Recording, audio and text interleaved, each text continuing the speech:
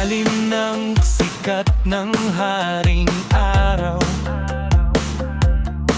pila-pilarang luntian ang natatanaw. Mula sa lupang tigang usbong ay sisikat,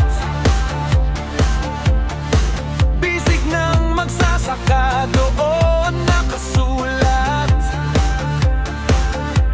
Dugo at pawis ang siyang ididilig sa bawat tanim.